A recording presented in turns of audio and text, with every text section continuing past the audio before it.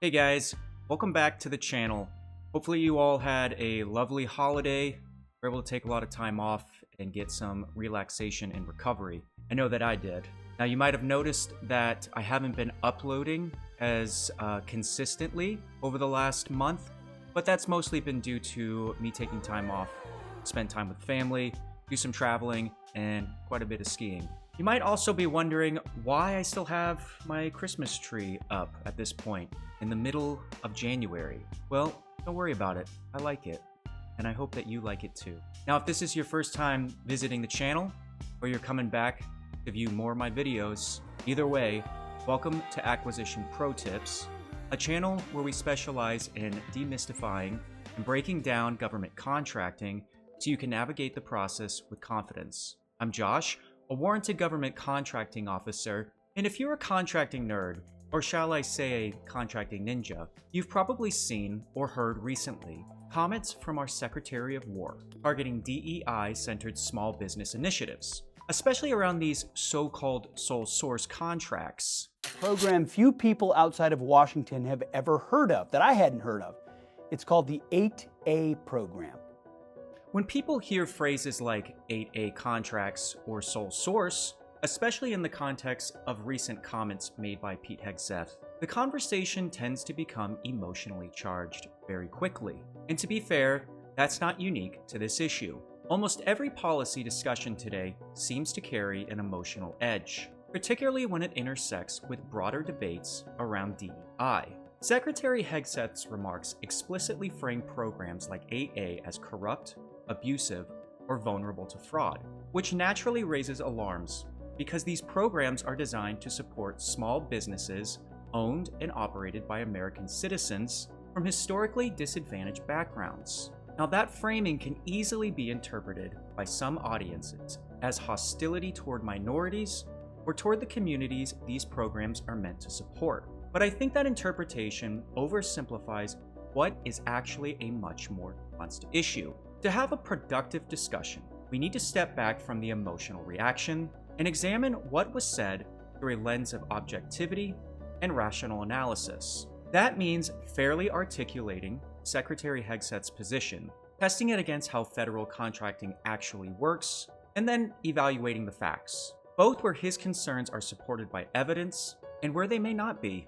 If that approach sounds like playing the devil's advocate at times, so be it. The goal here isn't to defend or attack anyone. It's to understand the policy implications clearly and honestly. So, before debating labels like DEI, the real policy question is this: is corruption in federal contracting caused by DEI-based programs like 8A, or is it caused by the structural risks inherent in sole source contracting, regardless of who the contractor is? When competition is restricted, the government assumes more risk. It's just that simple. Sole source authority reduces external scrutiny, eligibility verification can be complex, and when oversight fails, abuse can occur. That concern is legitimate and explains why high-dollar, sole source 8A awards have received increased scrutiny. DEI or not, sole source contracting exists throughout the Department of War, including in areas completely unrelated to small business or socioeconomic programs. The largest sole source contracts routinely go to major defense primes: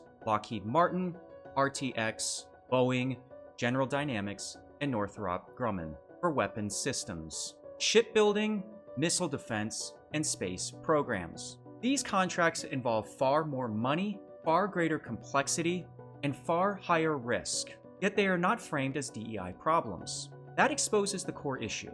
If sole source is the risk, then the problem is structural, not ideological. Sole source is a tool, not a moral category. Eliminating 8A does not eliminate that risk. It simply removes one group of contractors while leaving the same incentives intact elsewhere. The evidence supports reform and stronger oversight, not scapegoating. The issue is not who the contractor is. The issue is how much discretion exists when competition is removed. So before we decide whether those claims are accurate, exaggerated, or completely misplaced, it's important to slow this down and explain how this program actually works. In this video, I'm going to explain what the 8A program is, how contracting actually uses it, and then we're going to walk through Secretary Hegseth's statements, step by step, objectively, so you can understand the real implications for the Department of War and for small businesses. So let's get started. First, let's ground this discussion in reality with some numbers. In recent years, small business contracting across the federal government has grown both in total dollars and as a share of overall federal procurement. Today, roughly 23% of all federal prime contract dollars go to small businesses. However, roughly 3/4 of federal contracting dollars still go to large businesses, meaning not DEI initiatives. Government-wide, the statutory goal is that 23% of eligible prime contract dollars go to small businesses. In FY 2023, the SBA reported the government exceeded that goal, awarding 28.4% of eligible prime contract dollars to small businesses. Within overall federal contracting, the 8A program is meaningful, but still a subset. CRS reports 8A firms received more than $24 billion in federal contract awards in FY 2023, which works out to roughly about 4% of eligible prime contract dollars using SBA's reported totals. And it's important to note, 8A is one part of the broader small disadvantaged business ecosystem. It doesn't replace other socioeconomic programs. Now let's talk about what the Small Business Administration is. The Small Business Administration, or SBA, is the federal agency responsible for supporting small businesses. In the contracting world, the SBA does not buy anything itself. Instead, it defines what qualifies as a small business and administers programs designed to help small businesses participate in federal procurement. One of the most important things to understand is that small business is not a casual label. This is typically not your local mom-and-pop shop. It is a legal designation based on SBA size standards that vary by industry and are defined by either revenue or number of employees. Within federal contracting, the government also uses what are called socioeconomic set-asides. These are tools that allow agencies to limit competition to certain categories of small businesses, such as service-disabled, veteran-owned businesses, hub-zone businesses, woman-owned small businesses, and small disadvantaged businesses. The purpose of these tools is not charity. The purpose is to maintain a healthy industrial base, avoid excessive consolidation among large contractors, and create pathways for smaller firms to grow into capable prime contractors. Now on to 8A programs. Now, if you're like me, you're asking yourself, what is an 8A? It's a great question. 8A refers to the Small Business Administration's program to assist, quote, small disadvantaged businesses owned by a socially disadvantaged individual or tribe, end quote. The 8A program fits into this framework as a business development program administered by the SBA for eligible small disadvantaged businesses. To become an 8A company, a firm must apply through the SBA and meet strict eligibility requirements. The company must be small under SBA size standards, at least 51% owned, and controlled by socially and economically disadvantaged individuals. And those owners must actively manage day-to-day operations. Applicants submit tax returns, personal financial statements, ownership documentation, and control narratives, all of which are reviewed by the SBA before approval. Once accepted, an 8A company becomes eligible, not guaranteed, but eligible for certain contracting opportunities. These include competitive 8A set-asides and, in limited circumstances, 8A sole source awards. Sole source does not mean no rules. Even in a sole source environment, contracting officers are still required to conduct market research, document their acquisition strategy, and determine that pricing is fair and reasonable. If you want to learn more about sole source contracts, you can check out my video, Episode 6, The Truth About Sole Source Contracts. Now, it's also important to understand that 8A status is temporary.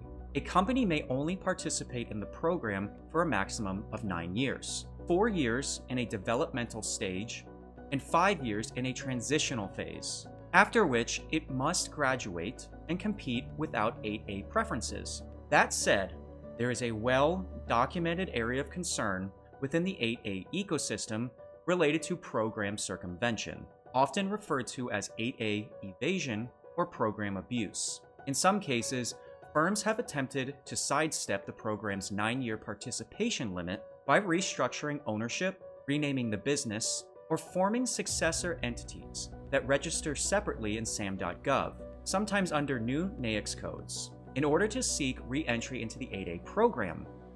Pretty sneaky. When done improperly, these actions are intended to create the appearance of a new, independent business while preserving continuity of control, operations, or benefit. From a government contracting perspective, this behavior is specifically scrutinized because it undermines the core design of the 8A program, which is meant to be temporary and developmental, not renewable indefinitely. The Small Business Administration closely examines successor relationships, ownership continuity, and controls structure when reviewing applications, and attempts to bypass the 9-year limit may be investigated as fraud, waste, or abuse. Importantly, not every business restructuring is improper, but when restructuring is used to preserve program eligibility, rather than to reflect a legitimate change in ownership or control, it becomes a compliance and enforcement issue rather than a policy debate.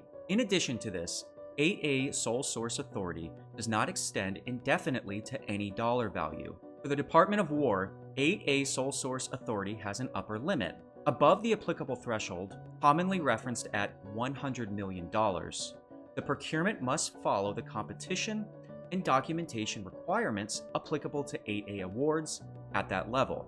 GAO specifically reported on the DoW's use of sole source and competitive 8A contracts above $22 million, and discussed awards over $100 million after the threshold increase. So that safeguard already exists in regulation. I'll also acknowledge that $100 million is still a massive amount of money, meaning there are still plenty of large dollar contracts that are being sole sourced to 8A program contractors. Personally, I think that the cutoff could be lowered to $10 million, but that's just my opinion, not current law. With that foundation in place, we can now evaluate Secretary Hegseth's remarks more clearly. In his address, he refers to the 8A program as the oldest DEI program in the federal government. We're actually taking a sledgehammer to the oldest DEI program in the federal government. From an acquisition standpoint, that framing is political rather than operational. The 8A program is executed by contracting officers under statutory authority in FAR Part 19. It is not administered as a DEI initiative inside contracting offices, even though it can be framed that way depending on perspective. Labeling it as such changes the narrative, but it doesn't change how contracts are awarded or overseen. He also claims that the program has morphed into race-based contracting. Providing these small businesses with opportunities is a laudable goal. But over the decades, as it happens, the 8A program has morphed into swamp code words for DEI, race-based contracting. Providing opportunity is a laudable goal, but characterizing the 8A program as swamp code words for DEI conflates policy intent with acquisition execution. In practice, 8A is not administered as a DEI initiative. It is a statutory small business development program governed by eligibility rules, dollar thresholds, and oversight requirements under federal acquisition law. Abuse within the program is a valid enforcement concern, but that risk stems from sole source authority and oversight scale, not from race-based contracting itself. Treating those issues as synonymous misdiagnoses the problem and risks targeting the label instead of the mechanics. Now, there are legitimate legal and policy debates around eligibility criteria, but inside the contracting workforce, the focus is far more practical. The questions are simple. Is the firm eligible? Is the acquisition strategy compliant? And did the government protect the taxpayer? Conflating eligibility debates with execution failures risks solving the wrong problem. One of his strongest claims is that many 8A firms do not actually perform the work and instead pass contracts through to large consulting firms while taking a percentage off the top. And here's the worst part. In many, many instances, these socially disadvantaged businesses, they don't even do work. They take a 10%, 20%, sometimes 50% fee off the top and then pass the contract off to a giant consulting firm, commonly known as Beltway bandits. This concern should not be dismissed. Pass-through contracting creates real risks, including higher costs, reduced transparency, and diminished accountability. However, this behavior is already prohibited. When it occurs, it represents an enforcement failure, not a lack of legal authority. Now, there is some truth here in what the Secretary is claiming, but in my humble opinion, it's being slightly overstated. Pass-through abuse has occurred in the 8A program, and GAO and the Department of Justice have documented cases where firms performed minimal work while large subcontractors did the rest. But there is no evidence that this happens in many, many instances across the program, or that massive percentage fees are the norm. What he's describing is already illegal. When it occurs, it reflects enforcement and oversight failures, particularly in high-dollar sole source awards, not the standard operation of the 8A program itself. Eliminating a program because some participants violate the rules does not correct the underlying oversight problem: fraud through evasive actions and collusion with large contractors. This type of behavior exists throughout all types of contracts within the federal government, and unfortunately, it's just the reality of it all. Secretary Hegseth also makes a strong claim regarding the scale of fraud within the 8A program, citing ongoing investigations across multiple federal agencies. The Department of Justice under Attorney General Pam Bondi recently exposed $500 million in 8A fraud. Treasury, led by Secretary Bessent, found another $250 million, and their investigation is just beginning. Treasury, Justice, and the Small Business Administration under Administrator Loeffler are all actively investigating their 8A contracts right now. There is truth here, but it requires context.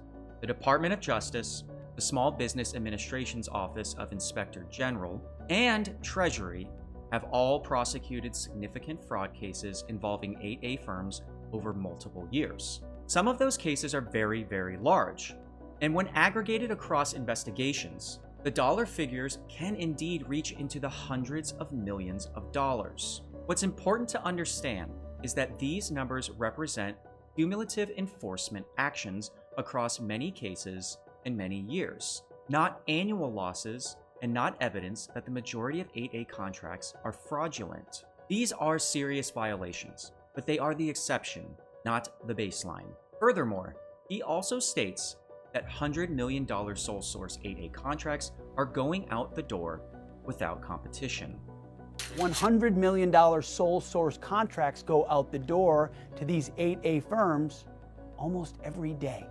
$100 million sole source contracts go out our door to these 8A firms almost every day, without any competition or opportunity for anyone else to bid. This claim resonates because it touches on a real trend. Government Accountability Office reporting shows that the Department of War increased its use of high-dollar sole source 8A awards between fiscal years 2016 and 2021, both in number and total value. That growth explains why scrutiny increased and why oversight is warranted.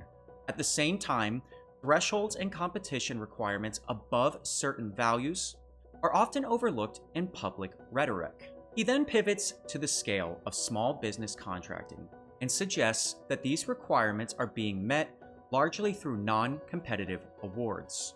The Department of War is required by law to do almost $100 billion worth of contracts per year with small businesses, including 8A firms. Seems 8A is quite important. But we're not required to pay enormous brokerage fees, only to have these firms pass those contracts along to giant consulting companies, and we won't. We're not doing this anymore. The scale is directionally correct. The Department of War does award tens of billions of dollars annually to small businesses to meet statutory small business goals. However, the law does not require those contracts to be awarded without competition. The majority of small business contracts, including 8A, are competitively awarded. Sole source authority exists, but it is discretionary, not mandatory, and it applies only under specific conditions. So while the dollar magnitude is real, the characterization that this spending is broadly non-competitive oversimplifies how these contracts are actually awarded. Secretary Hegseth then announces a line-by-line review of sole source 8A contracts over $20 million and states that contracts which do not contribute to lethality will be eliminated. Effective immediately, I'm ordering a line-by-line review of every small business sole source 8A contract that is over $20 million. And we'll look at everything smaller than that too. The Department of War has the biggest chunk of 8A spending, by far, 10 times more than any other agency. So our cleanup, it's going to be 10 times tougher. It's a two-stage mission. First, if a contract doesn't make us more lethal, it's gone. We have no room in our budget for wasteful DEI contracts that don't help us win wars, period, full stop. Oversight itself is not the problem. However, large-scale reviews based on subjective standards, such as making the DOW more lethal and slow procurement, increase workload for contracting teams, and discourage the use of lawful tools, even when appropriate. Most Department of War contracts are enabling in nature, and lethal really isn't a factor we consider, such as things like logistics, IT, sustainment, facilities maintenance, and medical support contracts. Without them, operational readiness collapses, and they really have nothing to do with lethality. When broad or subjective terms, such as lethality, are used as the primary standard for evaluating or terminating contracts, it can introduce ambiguity into the decision-making process. Without clear, objective criteria, such standards risk being applied inconsistently, which may shift the focus away from measurable performance outcomes and toward interpretive judgment rather than transparent acquisition principles. Finally, Secretary Hegseth outlines what he describes as a corrective action, eliminating pass-through arrangements and refocusing contracting on performance. Second, we're doing away with these pass-through schemes. We'll make sure that every small business getting a contract is the one actually doing the work, and not just some shell company funneling your money to a giant consulting firm. This approach is, of course, not meant to hurt small businesses, and that's not the point. America is full of great, amazing small businesses. This is part of a larger effort to transform our acquisition ecosystem into one that makes sense for the threats we face in the 21st century. I gave a long speech about this back in November. Our goal is to spend your money to build our defense industrial base with businesses large and small that share our mission, not to line the pockets of Beltway fraudsters or to advance the agenda of DEI apologists. Only lethality, and we're going to look at every single contract. Eliminating pass-through abuse is legitimate and widely supported goal, and it is already required under existing law. Federal acquisition regulations contain performance of work requirements and limitations on subcontracting that prohibit exactly what he's describing. Where the challenge lies is not authority, but enforcement. Monitoring subcontracting compliance is resource intensive, and oversight does not always scale with contract size, particularly in high-dollar sole source awards. Additionally, when broad or subjective terms such as lethality are used as the primary standard for evaluating contracts, it can introduce ambiguity into acquisition decisions. So without clear objective criteria, such standards risk inconsistent application and may shift focus away from measurable performance outcomes. Going forward, it would be beneficial for the department to more clearly define what is meant by lethality and to translate that concept into objective, measurable standards that contracting officers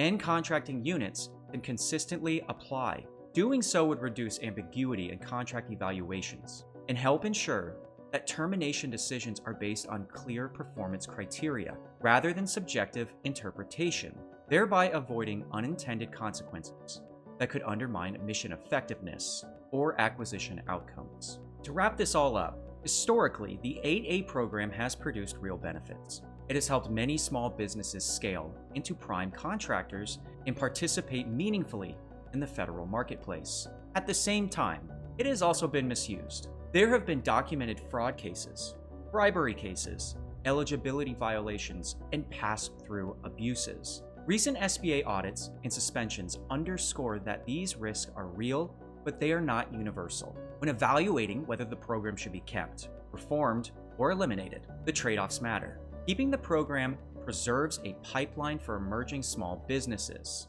Reforming it targets abuse through stronger enforcement and oversight. Eliminating it may feel decisive, but it also removes a major development tool and risks accelerating consolidation amongst large contractors. For the Department of War, the operational impact is significant. Removing 8A reduces acquisition options, increases reliance on incumbents, and lengthens procurement timelines. These effects are predictable. There is no single data set that can credibly state what percentage of 8A firms abuse the program. What we do have is evidence of scale, evidence of misuse, and evidence that the system needs smarter oversight, not blunt elimination. The real issue is not whether fraud exists. It does. The question is whether the government improves execution and enforcement or discards a tool that has also delivered meaningful capability. In contracting, removing a tool without replacing its function rarely eliminates risk. It usually just moves it somewhere else. If you like this video and you want to support the channel, please like the video, subscribe, and hit the notification bell so you never miss another acquisition pro tip.